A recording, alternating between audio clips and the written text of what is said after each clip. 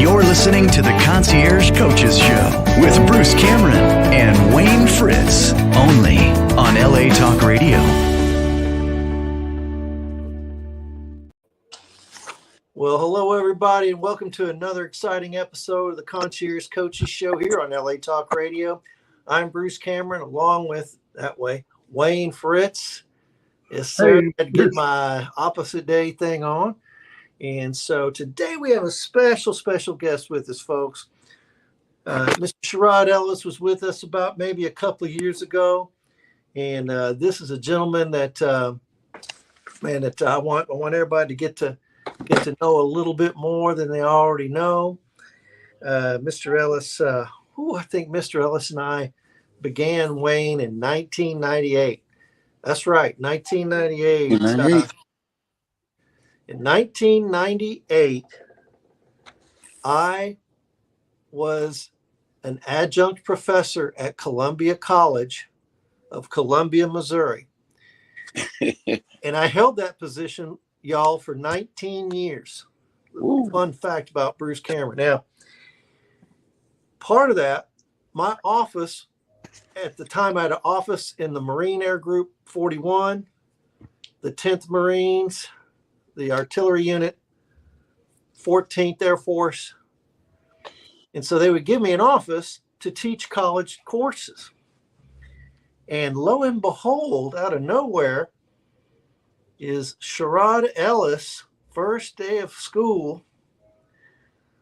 I'll let you go about what you were wearing and all that other stuff, but man, and this is a guy who got his bachelor's. He went on to get 2 master's degrees. He's a licensed chemical dependency counselor. And Sherrod also holds the same certification you and I hold, Wayne. He's a certified life coach through Orange County. Hi, Sherrod. Hey, hello. How are you, sir? Nice to meet you, sir. You too, as well. So, Sherrod's now, we're going to catch up with Sherrod and see what he's been doing, and then talk a little bit about the services that he's providing and will continue to provide in multiple settings. And so, without further ado, thanks for coming on the show today, Sherrod. Yeah, greatly appreciate the opportunity and the privilege. Yes, sir. Yes, sir. So I guess you would do it best, kind of walk through your experience from 1998 as far as your education and other experiences with, John Peter Smith, and kind of do that resume type of, kind of catch us up. Yes, sir. Like you said, I met Bruce. I transitioned from Missouri to Texas in pursuit of my bachelor's degree in psychology. Met up with Bruce and showed up in his class with a little shorty shirt on, and he kind of knew I represented my culture. We had some very deep conversations. Got to know Bruce on a personal level, not just a professional level. One day I gave him a call and just asked him, "Hey, I'm thinking about becoming a counselor. What should I do?" And he encouraged me to get on at a psych hospital, do a minimum of 2 years in order to get the experience. And I did so. And I ended up going to John Peter Smith Hospital as a mental health tech from 2006 to 2011. And within that time, I started to thinking like, wow, okay, I really enjoy working with people. So I got the degree in psychology first from the University of Phoenix. And I was like, I'd have to be a licensed psychologist. So I ended up getting a second master's in mental health counseling. Within that time, I kind of thought about things, listening to clients and families and things, and people were kind of complaining about being in therapy all the time. And, oh man, therapy. So I said, okay, what can I do to make a difference and make an impact where I wouldn't present myself as a therapist? So in 2018, I developed next level focused mentoring. So I took that approach and I started mentoring and talking to families, and in a sense, like coaching and just guiding these young people to a new legacy, teaching them techniques on how to think, teaching them how to make decisions, teach them about how to regulate their emotions. Then as time passed, Bruce presented me with another opportunity to become a certified life coach. And I was like, oh, okay. So I took the coaching class, and here I am now. I've been working with families since 2018, teaching life skills to youth, teaching parenting skills to parents. I've worked at several different entities of working with young people struggling with addiction. So I ended up going to get the LCDC so that I could have a certification and a license as well to just be more presentable and where people will be more likely to deal with me. Right. And with all due respect, man, you hold a license. There's a difference between a certification and a license. While certifications are good, right? Mm-hmm. All a certification means is that a national body outside yourself recognizes your work, but a license is issued by a state board, and it allows you to hang out a shingle and collect money as a licensed provider. Yes, sir. I've got a question, Sherrod, about. I was going to ask it anyway. That last license you said you went and got, where you're mentoring people, or what was that? The license you said you had? Licensed chemical dependency counselor. Yes. How does a person go about getting that? Well, you have to. They have a program for it to where you can get an associate's degree. You can go to a local community college and obtain that. But since I had the master's degree, yes, I was able to bypass doing all of the practicum hours, because you have to do 3,000 hours on a job or somewhere like that. But since I had the master's degree, I was able to forego all of the hours. Man, that's awesome. Man, and that makes one whale of a difference, I'll bet. Yes, sir. Like Bruce said, that really gives you really credibility to hang a shingle out in that field and collect money. First of all, Sherrod, I'm blown away. You are the kind of person. Back in Ohio, where I lived for a good long time, believe it or not, I had friends like you that did all that, went to school, and were in actually social services with the county. But we all hung together, and I had one of these guys that was in children's services mm-hmm. that wound up going from there to get his law degree. And I'm just so impressed with how you've taken hold of all of this. And I mean, you never stopped learning. That's just amazing. I just wanted to say that. So Bruce, I'll turn it back over to you. Oh, no, that's good stuff. Right. The licensed chemical dependency counselor is like a college curriculum, and just like clinical psychology or counseling or social work, you go to college for it, get at least one, if not two degrees in it. And then you sit for a board and then have thousands of hours of experience to get your license. So it's quite an achievement, man. And so yeah, man, my hat's off to you. So let's go back a little bit and put your hat on. There you go. Put your memory hat on there, Sherrod. My hat goes off. Now you remember the first fit. Now we got to talk categorically now, Sherrod. We got to talk categorically to protect the innocent. But remember, the first family I referred you to was a young man, and he had the brothers that lived in the house with him, and your role was like a sober companion or a coaching companion. Or you talk about that assignment a little bit. Yeah, that was a very interesting assignment because it was the first one, and it was kind of out of my comfort zone, but it was also presented to me as a challenge to see how impactful I could be, outside of my comfort zone.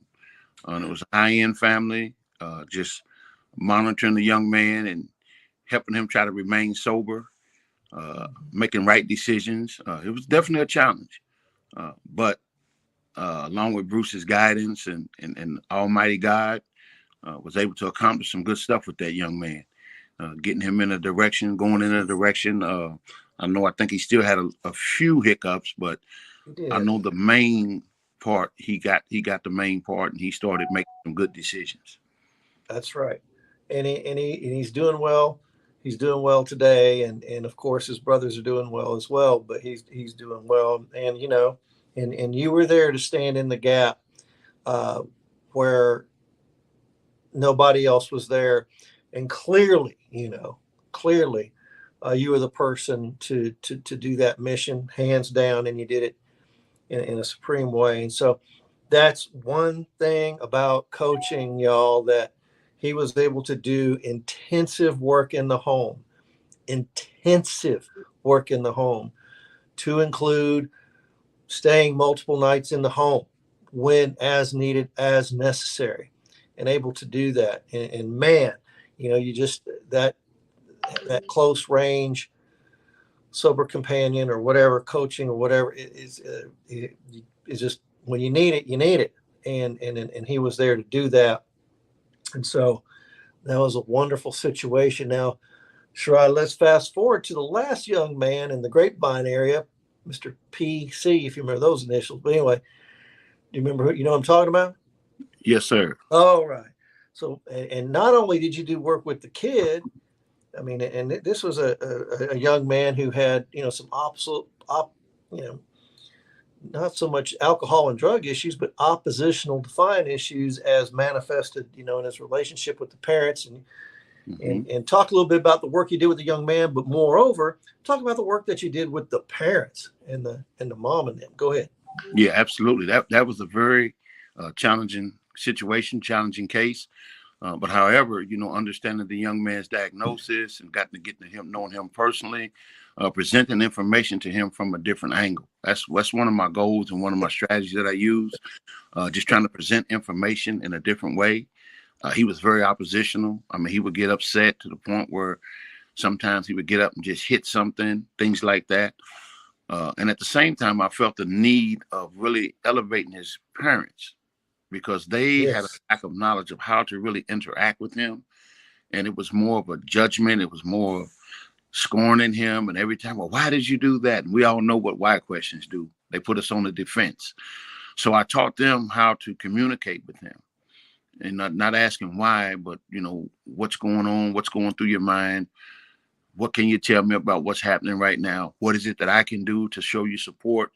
And more of a subtle kind of soft approach versus more of attacking, making them feel judged.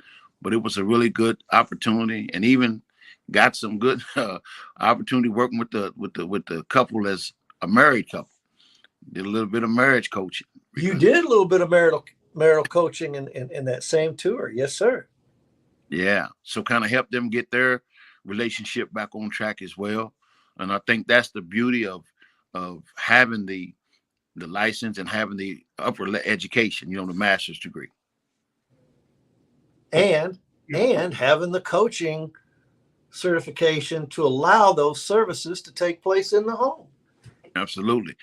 Because I always thought about that, as I was going through listening, because I developed a lot of my curriculum and my approach based on what I was hearing from the clients themselves, on the stigma of going to an office, how people made fun of you, or I'll just go in there and tell the therapist what they want to hear. So I kind of started thinking, well, wow, what if I could go to their home and I could see them in their natural environment, in their natural habitat?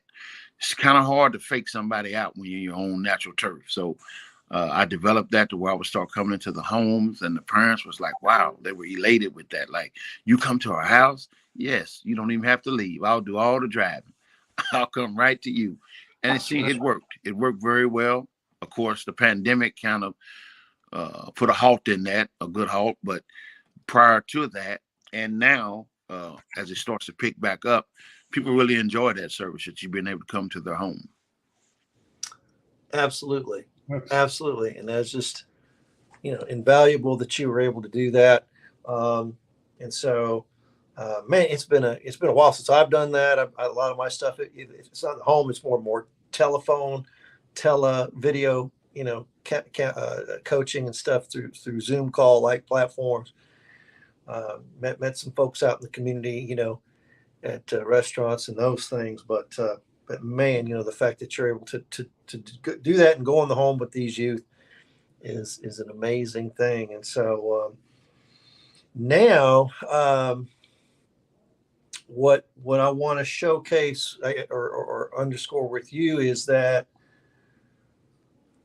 unlike many other coaches, and I have two other affiliated coaches, one I'm super close to, and the other one is like a son-like figure. But your expertise is a little bit broader, because not only can you do the substance use, I'm going to start referring you some folks that have behavioral issues, boundary violation issues, and those things. So talk a little bit about how your psych experience at John Peter Smith and other facilities is going to help you be a calming and coaching influence with these kids with the oppositional defiant or just bad boundary violating behaviors. Yeah. Yeah. I mean, that was an invaluable, all the words in the world, I can't formulate sentences that can tell you how valuable that experience was working at John Peter Smith Hospital, because I've seen all of the diagnoses come alive. And a lot of those individuals have those type of issues, boundaries, physical boundaries.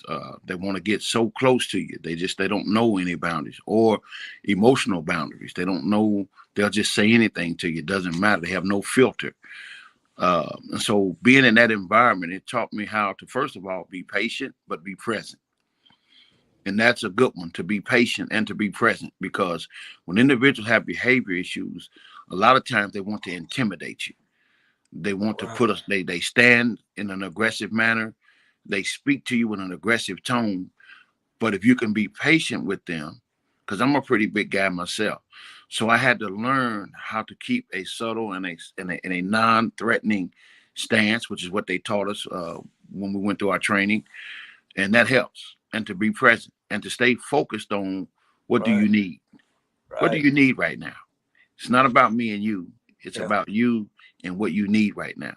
And using the verbal de-escalation continuum to be able to get them to kind of calm themselves down and realize I'm not a threat. I'm an ally. That's right. That's right. And that's one thing that's unique about all of us, including my other coaches. Well, I won't say the weight point, but I know everybody here today is about 6 foot, to ranging between 6 foot and 6'5". Wayne, you about 6'5" or 6'4"? About 6'3". 6'3". Oh man, he's being modest. Wayne's 6'4", man. He's just he's but anyway, but yeah, so we're tall guys, and I'm well over 200 pounds, and when you're over 6 foot tall and over 200 pounds, you have a calming influence on a lot of dudes, Mm-hmm. Believe it or not, they're not gonna, especially the young ones, they're not gonna square up on you right as fast, because like you said, they size you up, right? They do. And that's why when you go inside of a emergency hospital, psychiatric hospital, majority of your techs are 6 foot, over 200 plus, or muscular build, just for that reason, that presence, that kind of sets the tone. And I think when you were talking, Sharadis, usually someone I found that, and this is just through life, okay, but that does something wrong, they're doing something wrong, they get defensive. Mm-hmm. I mean, that's what you were kind of reminding me of what you were talking about. I had a sister like that in her marriage, that she'd come home from doing something down in the bar and want to beat her husband up. That was kind of defensive, instead of she was the one that did the bad deed, and people get defensive, and they don't want to listen to you. They are very aggressive. That's what you call it, aggressive. Yeah. Right. And that's kind of what reminded me of people that, even employees and things, if they're not performing right and you have a talk with them, the first thing they fall to, they go to that defense, that aggressive. And you've got to, as a leader, from what my experience is, if you're a good leader, you have to do what you said. That's part of leadership training also. You've got to be able to listen. We're not here for this. I'm on your side. Yeah. Don't shoot the messenger. I'm going to help you. So you've got to be able to structure that and patience. See, I can't believe you said it, because this is my philosophy.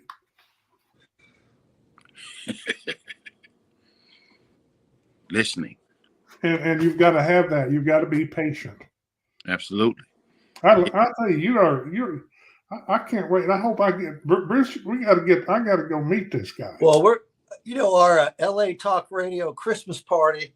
We'll have to have a LA Talk Radio mid-year gathering there, and have everybody, in attendance. Sherrod, Drew, Brennan, and myself, possibly Miss Deanne, and we'll be all in attendance and have a nice meeting, lunch, or hey man, we can have a little soiree down here in my office. So there you go. I got the space for it down, man. For real. Have it catered. There we go. Bring it in, man. Anyway. Okay. So man, here we go. So here we have an individual here that has institution experience on various institutions, decades of live client experience, from private school kids to kids involved heavily in the criminal justice system, highly combative kids, psychotic kids, those things, and adults as well. Now that's right. Now adults as well. I want to tack that on now. So man, Sherrod is definitely dealt with, I think, just about every type of individual walking the face of the earth that is going to require some level of intervention or help, coaching, or psychotherapy, or hardline psychiatry for that matter, in terms of med stabilization and those things. So there, John Peter Smith is just like Walmart, man. You come and get everything. Ooh, See it all. Yeah, you do. Yeah. And I worked at the Austin State Hospital in Austin, Texas, and did that for a little bit over a year. And it was, just an experience that it's beyond words. So, but it's definitely set the foundation for later on. Anyway, okay. So, man, this is good stuff. I know that primarily, our first primary target for you is going to be working with youth, but then I'm going to branch off into adults. Well, I do want to say is that specialty area is, I think that I'll be one of the first people to take on boundary violating clients. Again, I'm talking about physical, possibly even sexual boundary violators, people on probation, possibly, you know what I mean, for said boundary violation behaviors, and have a coach in addition to their mental health come into the home. I know of no such operation. Wow. I believe it does not exist. So at this time. So awesome. That's gonna be awesome. We're not disciples, we're apostles. We're gonna do it. That's awesome. We're gonna do it. Awesome. Now we're gonna do it. It's happening. And all the groundwork is laid for it to happen. And we're just probably a few days away from that indeed happening. So I can kind of see through my gift of prophecy where that's going to head. I think it's going to head in that direction, as well as the youth. Okay, then. Talk a little bit about, you worked at CFA. You helped, didn't you help talk about that curriculum you developed for that hospital? You know what I'm talking about? Oh, yeah. Yeah. Sure. At one of the places that I worked, it's, I helped develop the family education curriculum. Correct. At the time there, they paused in doing it because they didn't have enough personnel. And so I volunteered because I said, well, does it have to be a licensed therapist, or can it be someone with master's degree and it's just education?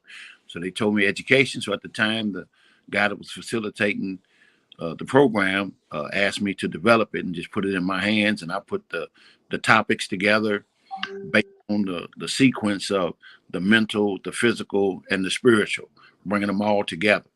And I developed that curriculum, and that curriculum is still in use today. I mean, they've tweaked it a little bit, but the core is that I developed it based on what I heard parents needing and what they were asking for.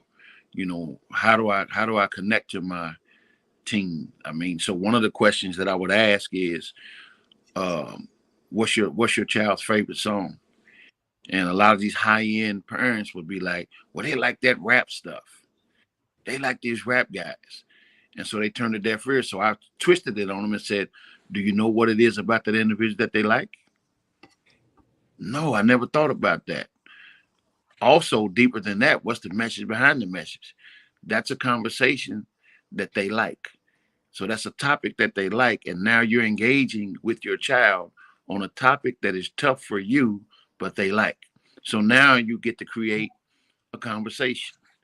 And the atmosphere is warm and inviting versus you coming in and attacking them all the time. Well, why do you like that rap music? Why do you like that song? Why do you like that individual? And all individuals like someone that is similar to them.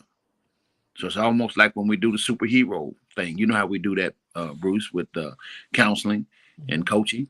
Who's your superhero? So that superhero has characteristics that are similar to mine. And so parents were like, wow, I never thought of that. I said, yeah, so just give it a try. Uh-oh. Oh, we lost him. Oh, Man, hopefully he'll come back. He's unbelievable, Bruce. Yeah, man. He is really sharp. Make Man. sure he's out of there. Hopefully, okay, Sam will bring him back. He'll just re-log in, reset it. You know? But again, yeah, this is good stuff. You know, I mean, he let me go off onto a mini rant while we're waiting on him to come on. And it was really good because he was working at this hospital, and they said, look, as long as it's not therapy, as long as you're providing an education didactic program, we're good. Okay. And so, right, here he is, he's come back. I'm just talking about he's just teaching a class, and because he's teaching the class, he's able to do it. Although the class has therapeutic gains, he's not conducting therapy per se. He's just teaching a class, right? Where he's just giving pointers. And so that's the beautiful thing about coaching. And there's that kind of fine chalk line there, right? There's a walking a chalk line between counseling and coaching sometimes, right? We're walking a chalk line as a coach, trying not to go in that foul ball, walking that chalk line. But yeah, man, and that was just a great window, great opportunity, curriculum development, executed on it, taught it, and was able to really help a lot of people with that, man. Yes. And it's really beautiful when you empower parents because they don't know what to do. I mean, that's not their profession. I mean, you don't get a manuscript on how to rear the perfect child. That's OJT. That's on the job training right there. There's no manuscript. You know, I know we can go spiritual, but we still have to have those life experiences, earthly, in order to transcend into the spiritual. So it's definitely that empowerment is big. Sherrod, I love that every time you're talking, even when you designed that curriculum, you talked about, you put God in there. You put spiritual in there. That's you know, it's kind of like that grabs me too. I like that. Absolutely. I mean, thank you. If I had a child that I'd want him to be talking to somebody like you or Bruce, because you guys have that. Oh yeah, I greatly appreciate that. Yeah, that's so powerful. And a lot of the kids that are in situations like that, they don't have that, and so that's why their superheroes vary so much, and that's why they listen to things that they don't. Anyway, you know what I'm getting at. Right. They connect to something. They connect to something or someone. That's right. They feel like they can relate to. They won't judge them. Won't put them down. That's right. Man alive, this is powerful. Oh yeah. Well, you know, I finally connected and finally got an understanding of what it meant that each generation get wiser, but they get weaker. And I finally got the understanding that, okay, each generation gets wiser, technology with earthly things, but they get weaker spiritually. And so that spiritual component is what's missing. And see that in today's time, that a lot of our youth frown on God. They're not, oh, well, I know about him. Whatever. But not realizing that that's the final piece to the puzzle of your recovery, of your healing, is when you can bow down and allow your spiritual self to take over your earthly self. And that's when you can start to develop that understanding about how to live. Oh, Man. gee, I just got goosebumps on my toenails. Man, that's what's up, man. That is what it's all about. Boy, That's what's up, man. That's real talk. I wish I'd have recorded that right there. Hey, it is being recorded. You go back. Yeah, when I'm going to watch it again, I'm going to write it down because there's just some. Put it in an endless loop, man. There's some awesome messages. Man, to get wiser, but to get that's a great tagline. That's a great tagline. And you know what? It's not like the wisdom that Solomon had either. You know what I'm saying? Yeah. It's not that Solomon type of wisdom. It's more informational. Access to information. Access to you know what I mean? Right. But you know, as a coach, and I'm talking a coach outside of certified coach, a leader, a manager, all this stuff. You know, if the youth, as each generation comes up, Sherrod said they get wiser or smarter because they know technology that I don't know. Right. But they get weaker. That's a nice way of saying, but they get stupid. No, but they get wiser. So they get weaker. They get wiser and weaker. Those two, that is so powerful. I never even thought of it like that. But man, I think it's going to get even worse. I hate to sound like an old man, but it's going to get worse with AI. You got Microsoft Copilot on your phone. Hey man, what's this? Boom, boom, boom. Hey man, what's the answer to this problem? Boom, boom. And man, now you got AI, and then people won't be able to think for themselves. They'll just rely on the AI to think, you know, well, I don't need this. I don't have to go to math. That's why I got my Copilot, or I have my phone, or whatever. Man, that's a kiss of death right there, man. That's so that you know, but when I was in high school, they would not let us use a slide rule. Right. Because it was cheating. Because that was cheating in math. A slide rule. Most people that are 30 years or younger don't even know what a slide rule is. Yeah. Mm-hmm. Oh man. Now today can use his phone or his calculator in a math class. You have to be. So you're right. Folks down. Yeah, we're getting wiser and weaker. Wiser, but they're also getting weaker. Right. Yeah. Because human contact is no longer existing. It's not as valued. Yeah, not as valued. I like. There you go, Boots. It's not as valued anymore. Yeah. It's now how do we like the old saying, work smarter but not harder. So now everybody hit the Staples button, right? The easy button. Everybody wants the easy button. How can I get to the fruit easy? Right. I don't want real work in. I just want to reap the benefit of. Right. You know, so bringing back that old school touch. Y'all know when we was in school, when we was growing up, we spent a lot of time outdoors. We were creative. You know, we used one of the classes that I do teach young men is about creativity and imagination. Imagine it, you can create it. So a lot of times I do an exercise where I have them look at a blank TV and say, look in there and what's your next episode? You have to see yourself. You have to visualize yourself and your change. You have to speak it into existence, but I want you to imagine it first. Let's use our imagination on what it looks like and what it sounds like. I always put those two together, meaning what's your conversation about? What's your communication? How do you relate? How do you communicate with people? You know, what does it sound like? What are you hearing? What are you allowing to go in between your ears? What are you processing in your mind as valuable, as something that can elevate you or devastate you? So what does it look like? Who are the type of people you're going to be around? Who you're going to be involved with? What type of activities are you going to be engaged in? What type of house do you want to live in? What type of car do you want to drive? What type of wardrobe? What type of bank account would you like to have? So I kind of use, that's one of my interventions that I use, imagination and creativity. Sherrod, I got to talk to you when we get finished. I got to talk to you.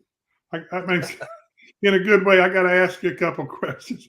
I'll send you I'll send you a cell phone, Wayne. One for do, because I want to reach out. And I'll tell you what, I've been in the sales industry all my career. Yes, sir. And I want to talk to you about being on a call sometime. Yeah, man, you might want. Hey, you ought to have Sherrod do some Salad Master sidekick stuff for you or whatever. You know? Well, I tell you, we do a call every Monday, Wednesday, and Friday, and that's what I want to talk about. It's because that little visualization you just said, I want to talk to you in depth about that a little bit. Yes, sir. Okay. Thank you, sir. Yeah. Thank you. Absolutely. I mean, you got Sherrod. Yeah, you've got degrees. You've visualized and you've accomplished, and you're still accomplishing. But I'll tell you, the most important thing I think you have isn't all the degrees, isn't all your certifications. The most important thing you have is what's in here. Yes, you know, sir. When I hired people into the company for years, and they say, I can help people. Now, do they want you to come back? Do people ask three questions? They don't ask them out loud, but they ask them in their brain. Number one is, can I trust you? Those with people we talk to, the number one thing they're saying, wait a minute, can I trust this guy? Are you committed to excellence? In other words, are you good? Are you committed to helping me? And number three is, do you care about me? Absolutely. And we've got to be able, or they've got to be able to say yes to all those for that relationship to be good. And you have that ability. And I think sometimes those abilities are not, they're not science, they're art. And I think some people are born with them. Well, it's a talent. Yeah, it's an inborn. Yes, it's a talent, just like playing the piano or singing. I could be a tenor, like Pablo. Pavarotti. Yeah, Pavarotti, but I just didn't have the talent. Now, when I was in school, I sang tenor solo, and I did pretty well back then because I was a lot younger. I did tenor solo, but it was 10 or 12 miles away so low nobody could hear me. Yes, sir. There you go. But they got to want you to come back. You make it good, man. Yeah. So yeah, I think that the other thing I want to say about that exercise, about what does it look like, what does it feel like, what does it smell like, what this and that and the other, and speak it into existence. But he's not doing it in a prosperity gospel kind of way, right? It's not like The Secret. Okay, I just want to make sure, we clarify that for our viewers at home. Man. Like, hey, no, man. It's just that in order for you to move forward, you have to be able to at least articulate your goal. Absolutely. Yeah. Absolutely. And, you kind of use some of the SMART goals, Right. Make it specific. How you going to measure it? How you going to it? Yeah. Is it realistic? Is it relevant? Break it up into parts. Yeah. Mm-hmm. Make sure it's relevant. I tell people to operate off of facts, not opinion. I put up a Facebook post today. It says, it's not your actions, but your motivations. You go and I click like on that. You just see that one? Yeah, boy. I saw some people out there virtue signaling. Oh, look at me, and I'm such a good person, this and that. And man, y'all see that every couple of years. I'll just post stuff on there, man, and just amusing.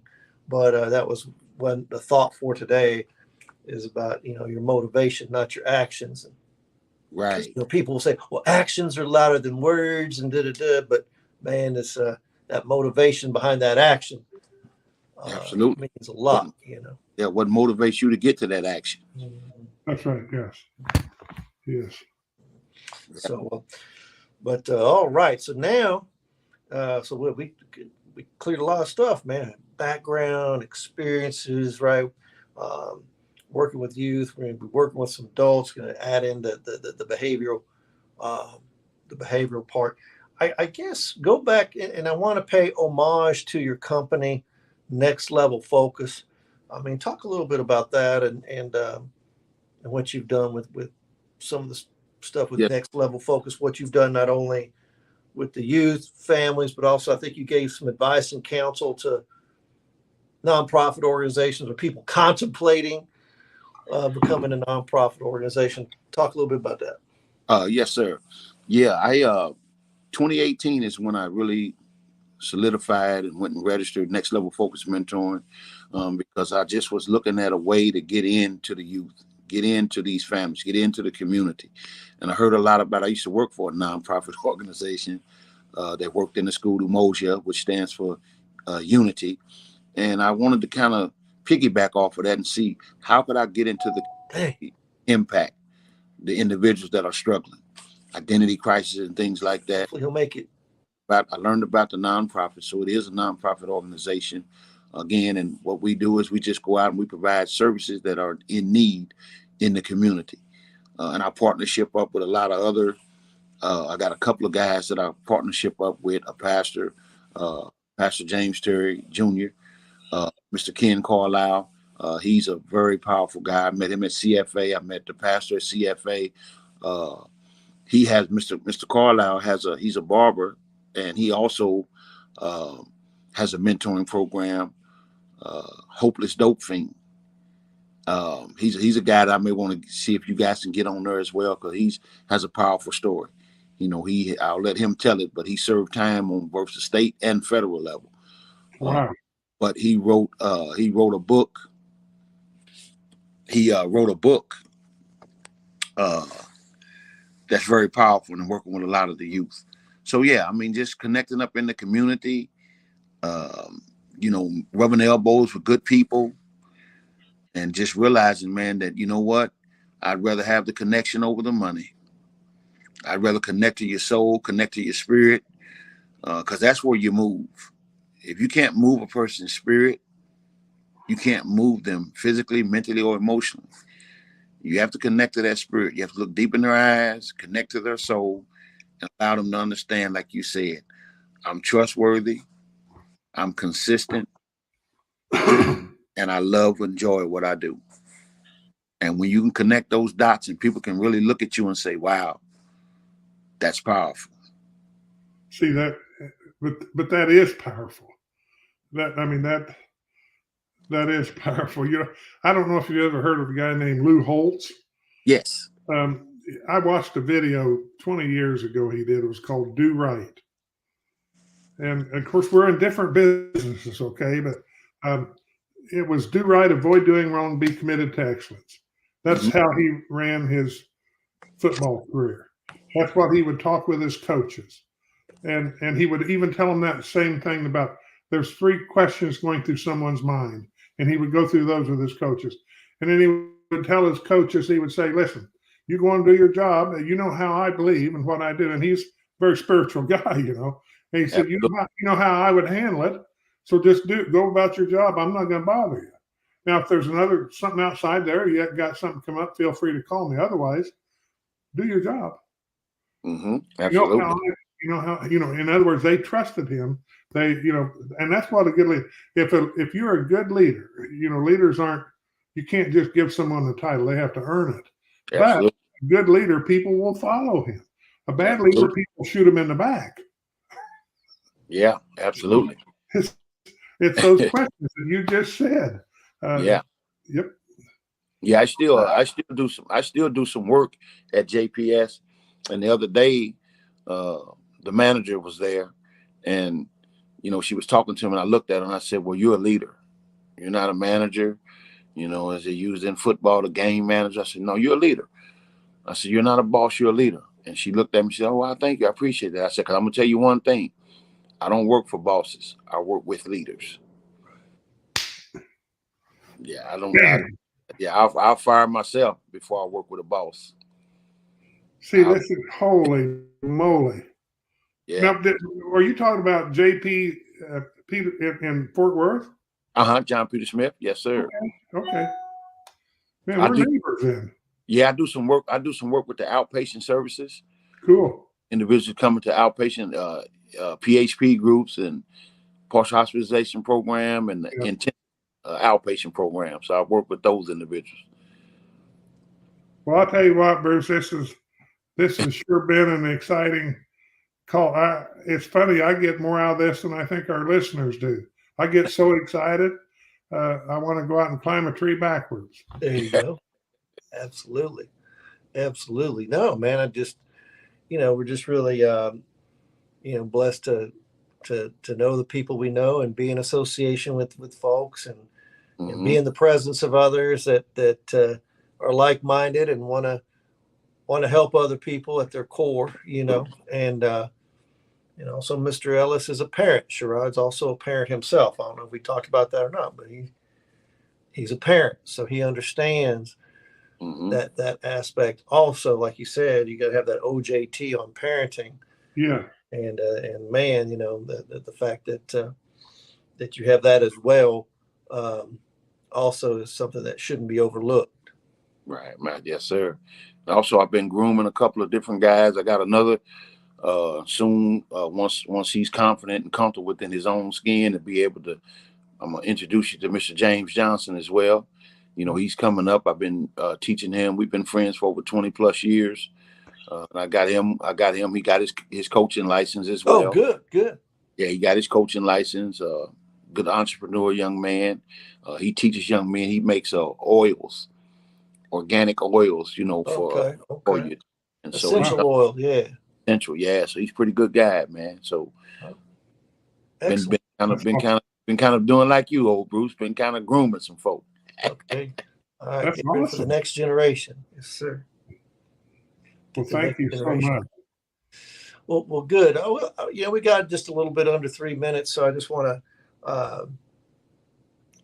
go ahead, Sherrod, and tell our listeners and everybody how they can connect with you, your website, social media, email, whatever. How do you want folks to be able to connect with you, Sherrod? Yeah, you can go and visit my website. It's www.nlfmtexas.org. www.nlfmtexas.org. Phone, you can reach me on phone, 817-371-2593. Or you can reach me at SherrodEllis@gmail.com. SherrodEllis@gmail.com. And that's Sherrod.Ellis or Sherrod Ellis? No, it's just Sherrod Ellis. SherrodEllis@gmail.com. Yes, sir. Yes, sir. Want to chat it up? Just give me a call, give me a text. Get on the website and look at the website. I'm getting some, it's under construction, but I still have some good information on there. A little bit about myself. I went down, I think I got a little video clip of going down, talking to the homeless population in, get this, Goat Neck, Texas. Goat Neck, Texas. No way.